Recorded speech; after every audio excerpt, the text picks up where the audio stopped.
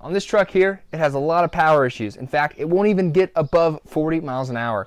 It also has a blinking check engine light, brake light, and ABS light on the dash.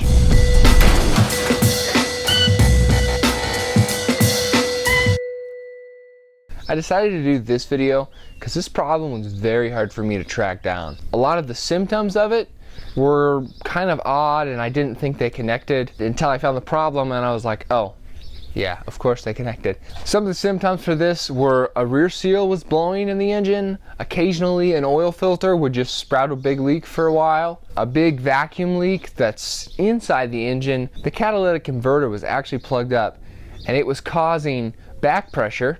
I'm guessing probably a stem seal blew, which caused the engine to get pressure. This is what the car sounds like when it's running, and I'm sure you can hear that extremely loud squeal that's going on. The catalytic converter in this truck has gone out. It's causing back pressure, and the squeal is actually coming from too much back pressure in the engine.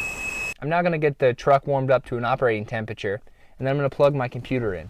I'm going to start the car up. This is OBD Auto Decoder, and I like this one because it runs on Mac, which is really important for me. It's also not too horribly expensive. There is a free version, but you won't be able to use these features in the free version. As long as it's the right ORES or AutoZone, they will sometimes have a good enough code reader to actually do the same thing I'm doing here. I'm going to monitor three things: engine coolant temperature, O2 sensor 1 and O2 sensor 2. And then I'm going to watch the values of the two sensors in order to determine if my catalytic converter is bad or not. I'm going to rev the engine up to 2,000 RPMs. All right, I'm about at operating temperature. So what I'm looking for is this. The output value of bank 1 can jump around a little bit. It can jump from 2 to 9. That's okay, that's not a problem. But this is the one that I'm really watching, is my second O2 port. And you'll see here, it jumps from 4 to 7 to 4 to 8. I don't want that. That's saying that my catalytic converter is not doing its job properly and it's bad. There are definitely other ways of testing. That's just the one I chose to do because I have all the tools to do it. I'm just going to do a cat delete on it. I may end up throwing a check engine light with it, but you know, it'll run.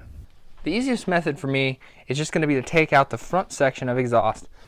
Let's see, it's kind of hard to see up in here, but you have one downpipe there, other one's right here, then it comes up. The catalytic converter is actually right here, and then it has a joint right there. 2 bolts in the back and 4 bolts up front. I got the cat out. I had to cut off a little piece here to get it out of the car, and I'm going to weld this back on anyway, so I'll just weld that back on underneath the truck. Fortunately, I'm going to have to do that. I'm going to cut the other half of the cat off right now and see what it looks like inside.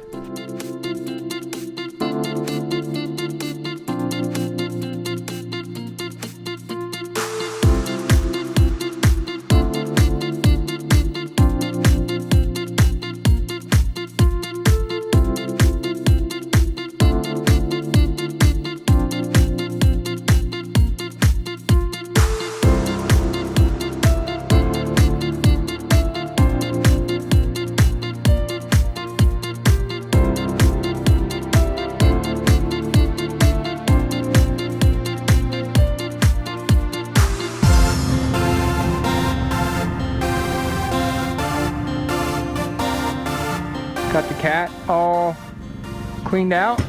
So now, let's just start welding pieces back together.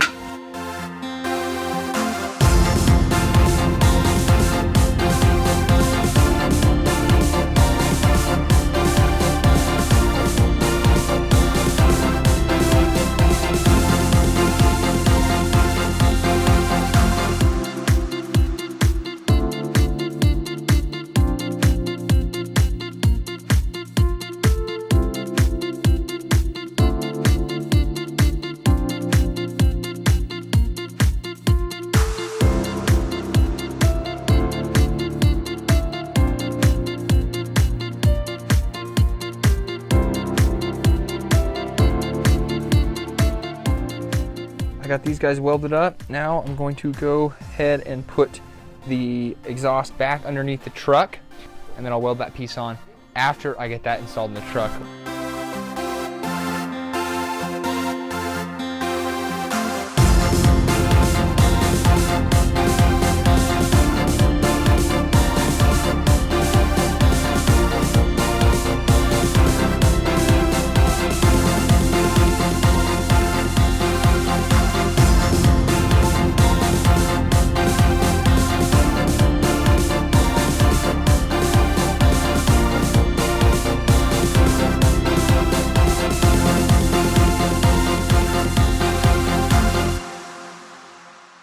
I got the exhaust pipe back up in there. Instead of gutting the catalytic converter, I could have put another one right there in its place, but I decided I didn't want to spend the money, and I don't have an emissions test where I live, so I figured I'd just pull it anyway. That's going to be it for this video. Thank you so much for watching, and be sure to like and subscribe.